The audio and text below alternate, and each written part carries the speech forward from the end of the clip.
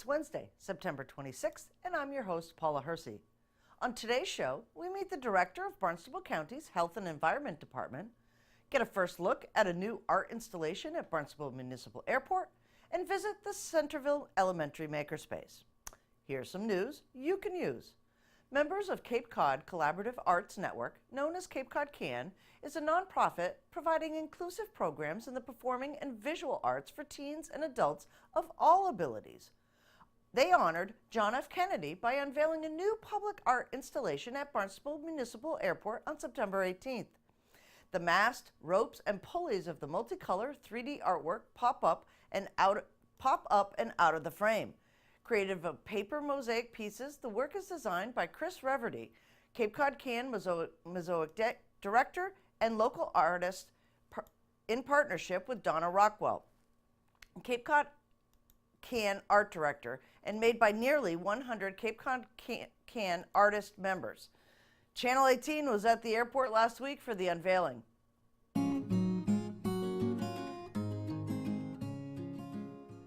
Was developed in 2017 as a celebration of President Kennedy's 100th birthday and in honor of the Kennedy family's commitment to supporting individuals of all abilities through their creation of the BSA of Massachusetts, Special Olympics, and Best Buddies.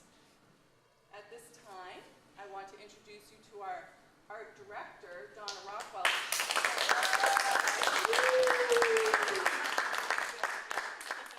So I came on actually after the project was conceived of by Chris Reverdy, an artist from Sandwich, and Jim Hurley, the previous director at Cape Cod CAN. At this time, I would like to introduce John Allen to come and tell us. And when you look at the President Kennedy, and we have at our museum 75,000 people who came to see our museum. JFK is known all over the world, and his boat, and there's a little bit of a narrative, his sailboat was given to him when he was 15 years old. He taught all of his...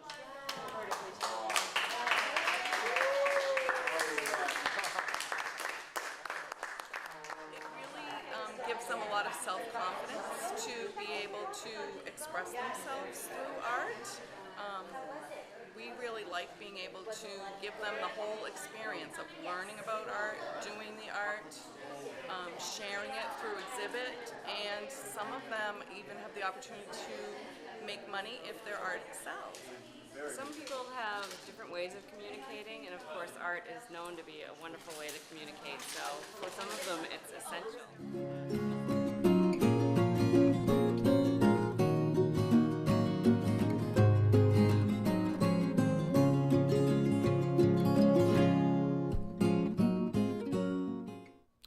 Established under a special act of the legislature in 1926, the Barnstable County Department of Health and Environment provides regional public health and environmental health services throughout the 15 towns comprising Barnstable County.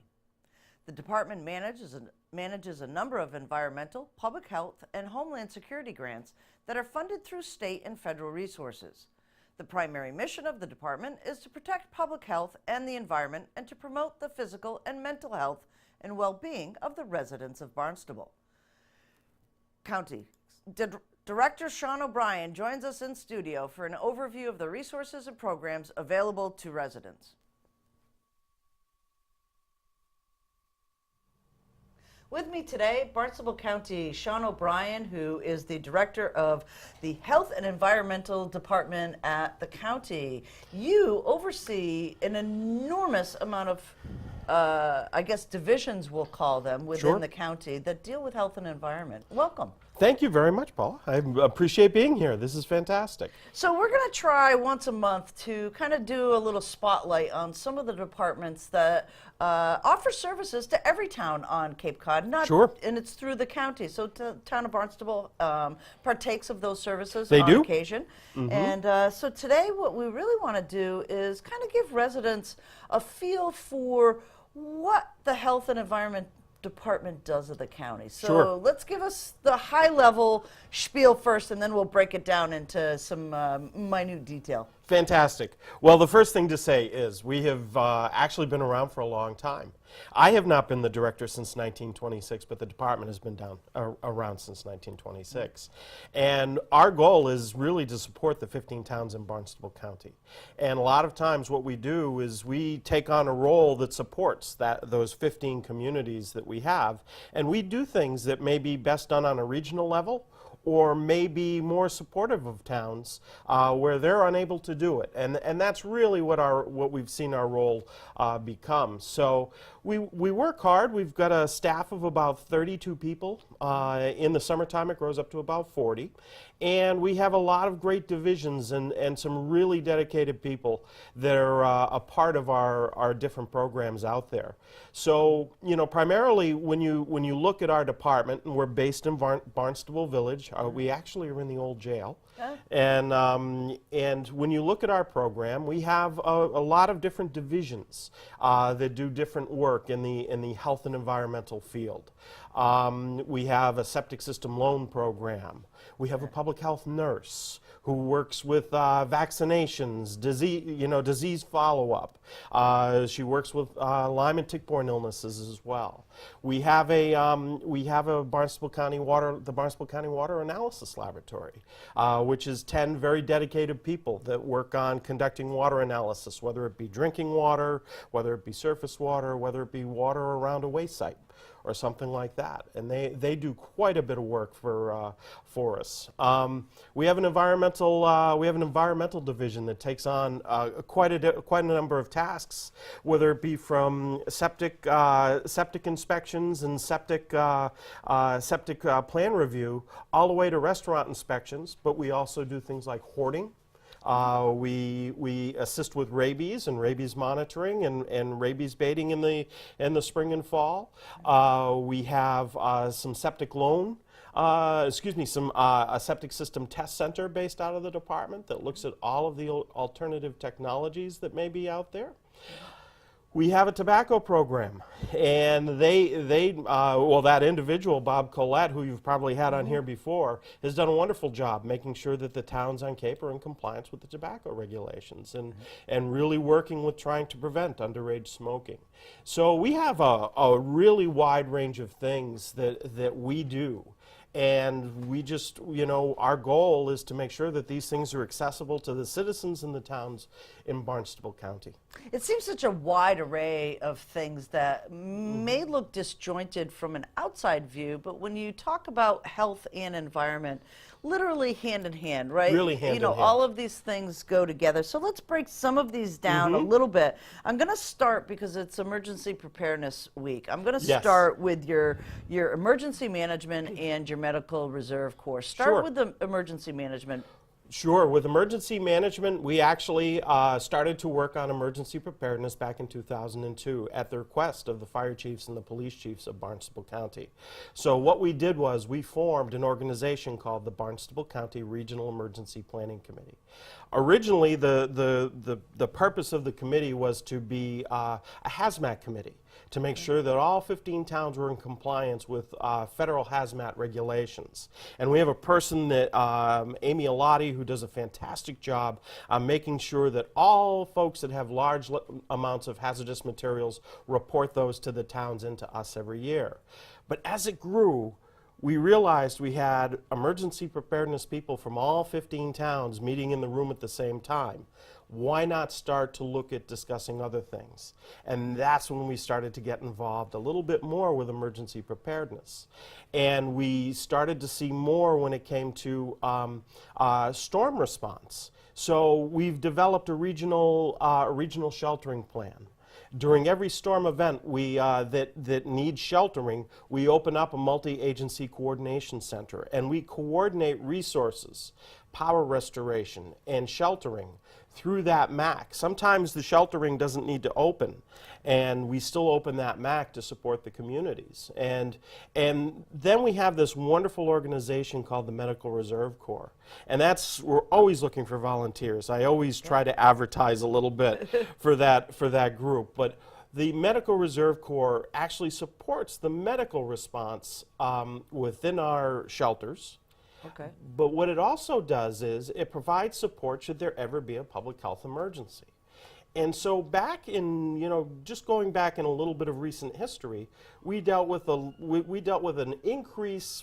I don't want to say it was a flu pandemic, but we saw increased cases of flu across Barnstable County.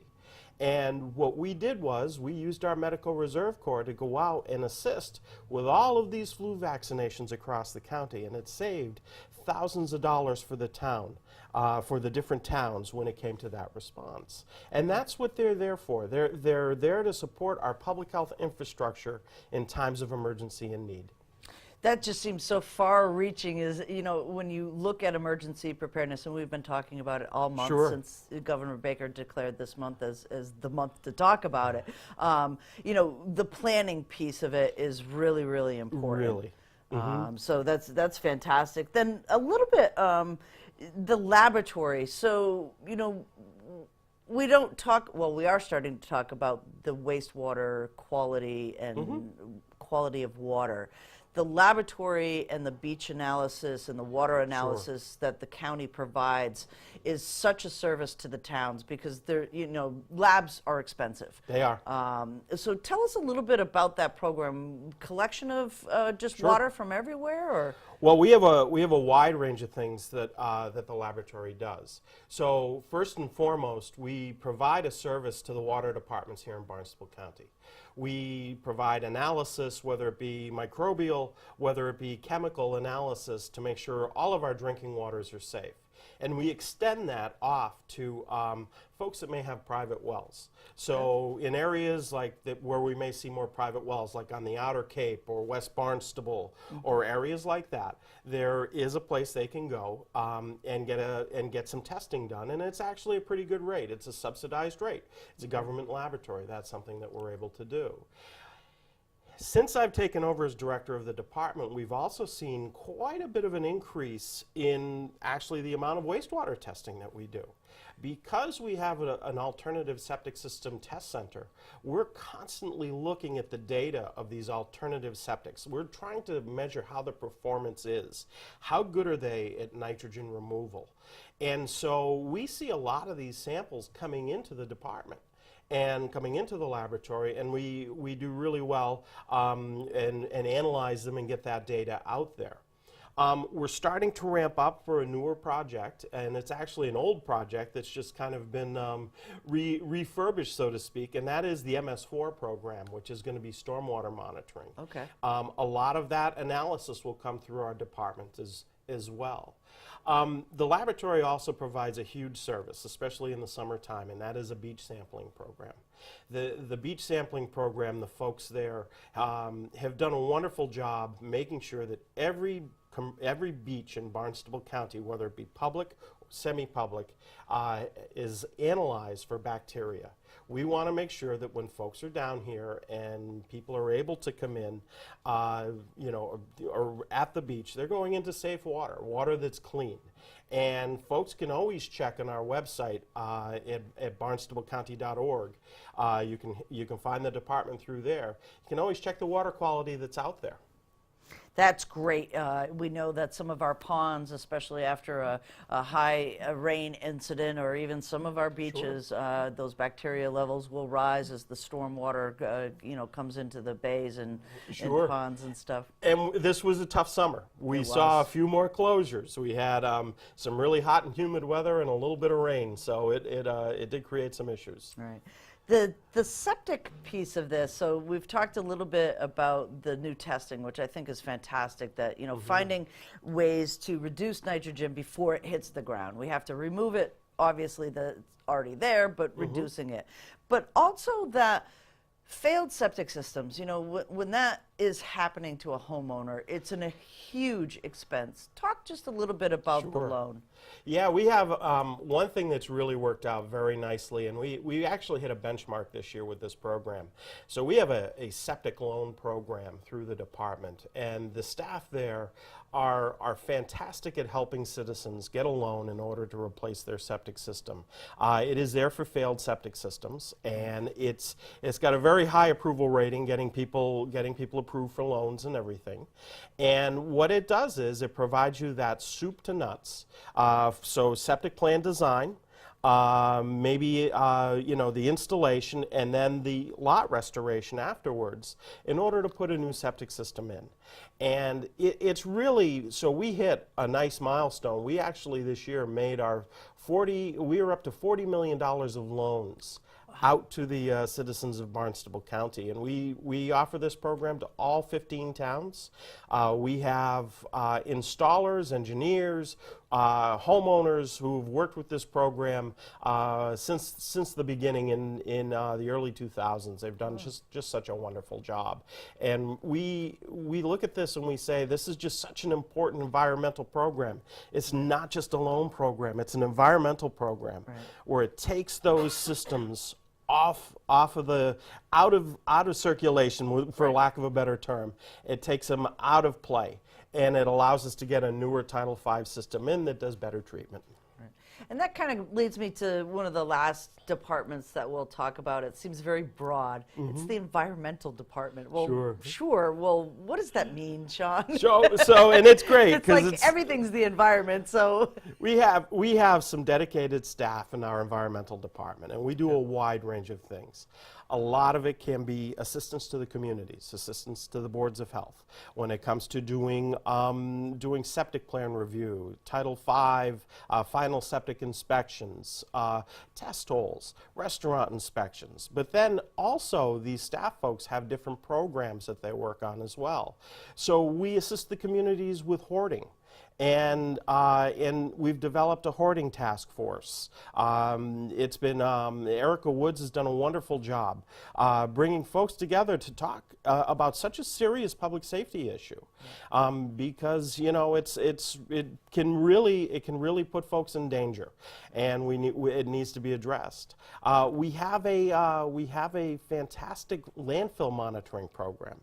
Most landfills are closed. If you look, there's a lot of solar panels on landfills on top of that clay cover. But there's still groundwater that flows underneath them. And we actually still check the water quality for about 11 communities in Barnstable County to make sure that, water quality is good. And we collect those samples. We still have a rabies program. We assist the United States Department of Agriculture and the Commonwealth of Massachusetts with distributing rabies baits. So, and it's a way for us to try to keep Barnstable County rabies free, which we were for a long time because of this program. So it's an incredible division because they're very diversified and they work on very, very different things. And the staff is really there to serve the 15 communities. And they're there to actually assist us when we bring our summer staff in every year too, to collect beach samples, to collect, to go out and do restaurant inspections, swimming pool inspections, and all of that, and they're fantastic. What a great department. I'm a lucky person. I have a great staff. You have a great staff. Yep. What do you want residents of the town of Barnstable to know about your department and the services at Barnstable County? I think what's great is, we offer a lot. So for the folks in the town of Barnstable and any other town in Barnstable County, look at our website. Look to see the services that we offer and see if these are things that can help you out. We've got folks with experience in indoor air quality. We have folks with experience with Title V. We have folks with experience in hoarding, or somebody that can assist with your question regarding septic systems. I mean, it's important to talk to your town about your current septic system, but if you're looking at an alternative, talk to our department. We can assist you with that. Or you can talk to your town board of health too. But we have some pretty good and up-to-date information. And look at the different services that we have, and any questions that you have, please reach out to us. We want folks to know what we do because it's really, and I think a lot of people do. But we sometimes do so much work and we forget to make sure to show people what we're doing. And so opportunities like this to come in and explain what our department does is really important. And I think anytime anybody hits our website, it's a great thing for us. That's great. So we're going to start having somebody from your department once a month here on the show highlighting what they do. Great. So our residents can utilize the resources that are out there for them. That'd be fantastic. And we're there. Please stop by and, hey, maybe future show, come on in, we'll give you a tour of the lab. Excellent. Thanks so Excellent. much. Very good. Thank you Thanks, very Sean. much. Once a dream drawn on paper with crayon, the Centerville Makerspace is now a STEAM stop in education. Join us as we explore the new classroom designed to innovate educational concepts in science, technology, engineering, art, and math.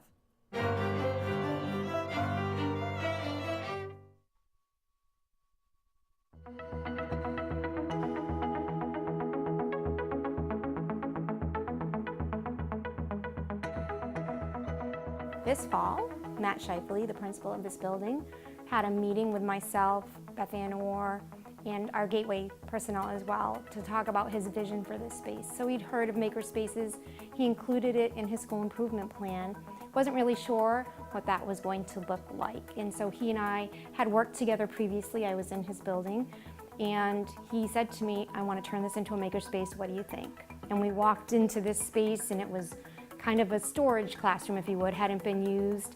So everything under the sun was in here, couldn't see the walls, and needed a little TLC. And I looked at it, and I just started walking around, and in my brain I started to envision what I thought it might look like. Maker spaces were somewhat new to me, so I just dug deep into research, found some great resources, and drew a very quick crayon drawing. Brought it into him and transformed into what you see now.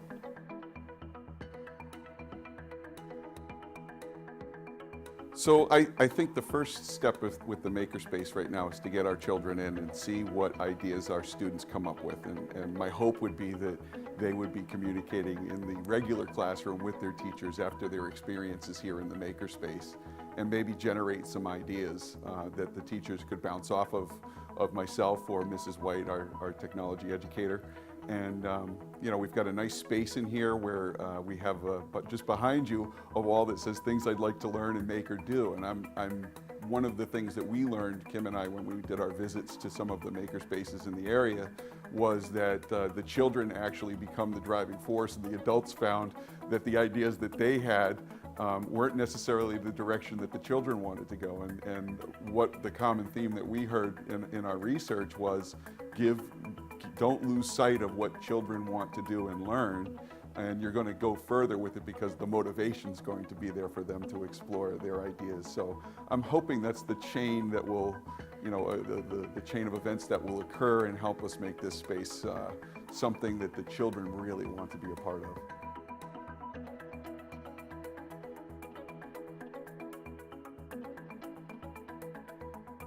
Students are going to come here and they're going to struggle with problems. It's a mindset shift, and that's going to be our biggest challenge. It's not a space where an entire class comes and replicates a project. It's a space where students come in smaller groups, work collaboratively, teachers identify a problem, ask them some questions, allow the students to struggle through that problem-solving philosophy, try something with a prototype, figure out what doesn't work, fix it, and then come up with their end product. All of these areas encourage collaboration. So a student could come and work independently, of course, but more importantly is that collaborative feeling. When you go into the real world, very rarely are you isolated in a job. You have to learn to work with people. You have to learn to compromise. You have deadlines. So this mindset and this space has been designed to foster and encourage that.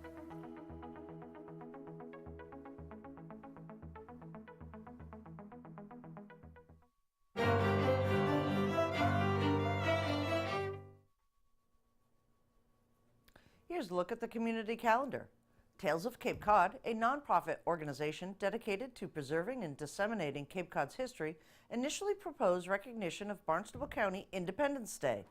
They estimate that as many as 1,500 ordinary citizens from across Cape Cod gathered in front of Barnstable's old colonial courthouse on September 27, 1774, nearly 2 years earlier than when America declared independence from Great Britain, to protest the intolerable acts decreed by the British to punish colonists for the Boston Tea Party.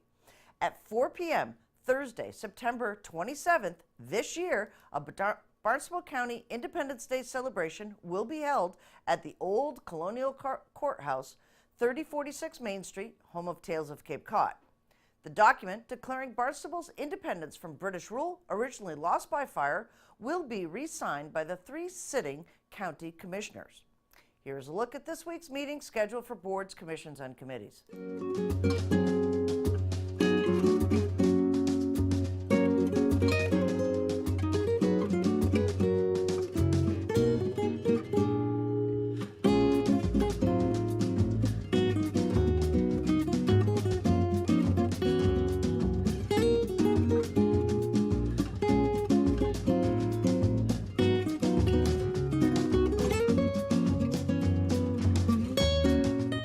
Comments, suggestions, accolades, connect with us on Facebook and Instagram.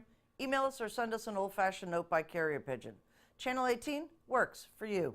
I'm Paula Hersey, and thank you for watching Barnstable Today.